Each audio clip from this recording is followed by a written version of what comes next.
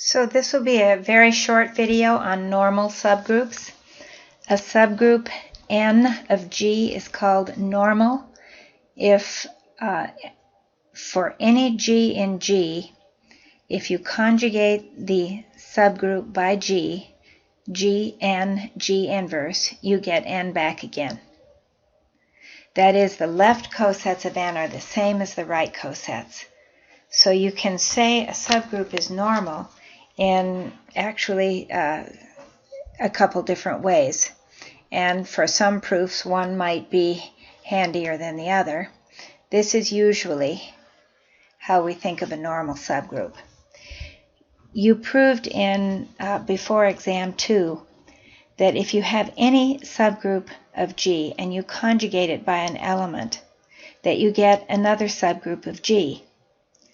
If that subgroup is the same one you started with, that means that the subgroup was a normal subgroup and that its set of left cosets, are identical to its right cosets. And this is very important in the problems that you are going to have to do on the test, to know how to prove a subgroup is normal. You let X be in the subgroup and let G be any element of G, and show that Gx G inverse is an element of the subgroup. That tells you that the subgroup is normal.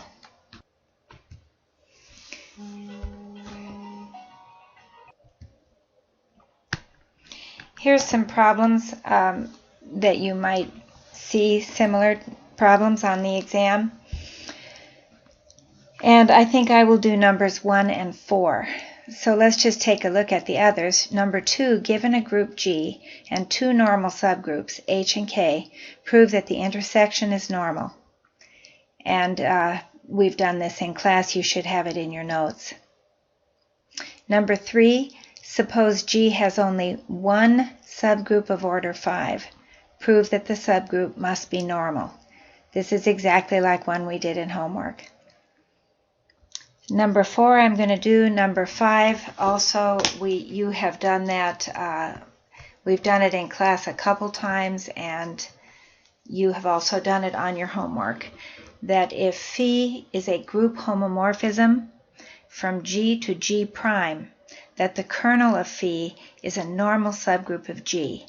And you know that the image of phi is a subgroup of G prime. So you should be able to prove number 5. And now I'm going to do number 1 and 4. To prove all subgroups of an abelian group are normal, we would start by saying let H be a subgroup of G, where G is an abelian group. Let H be a subgroup. Now we would let X be in H and G be an element of G, and we need to look at Gx G inverse. We want to conjugate X by G. Well, G is abelian, so we can write G inverse X, since G is abelian, which is the identity times X, which is X, and X is in H. So that proves it. You could say this if you want. We let X be in H and we conjugate and just get the same element back.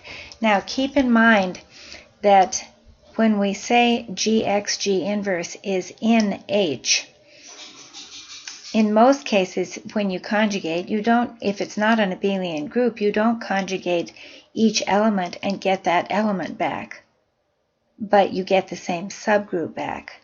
So be sure and see the difference there. In this case, it was very easy, and we can conclude, therefore, H is normal in G.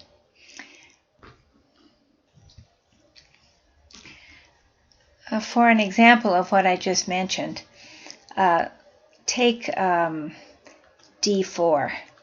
You have the subgroup, if H were the subgroup generated by R, in other words, E, R, R squared, R cubed. This is a normal subgroup of H. In other words, if you conjugate, let's say by H,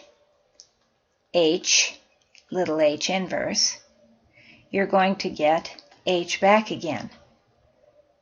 And by the way, little h inverse is h.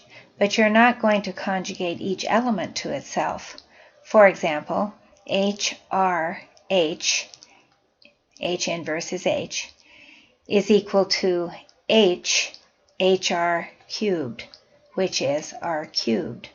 So you see, we don't always conjugate an element and get that element back again, but we're getting the subgroup back.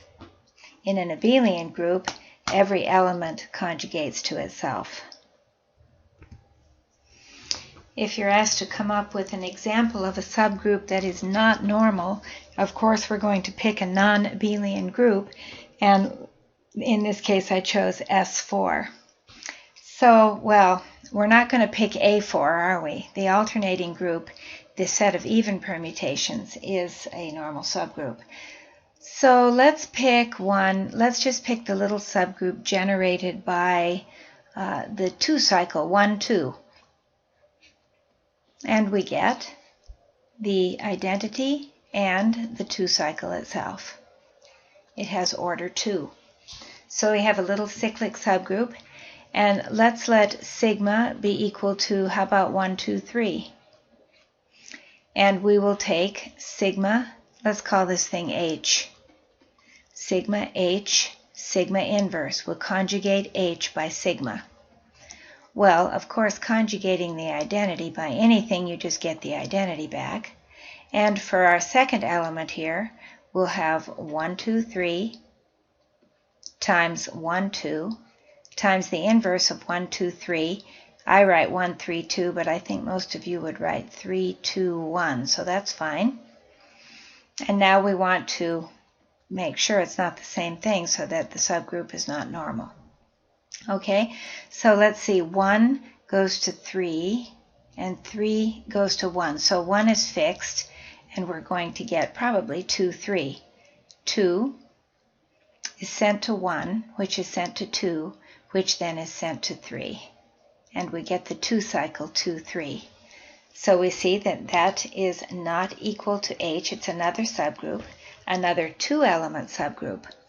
We know that all subgroups, when they are conjugated, go to other subgroups of the same order. If they're normal, they conjugate back to themselves.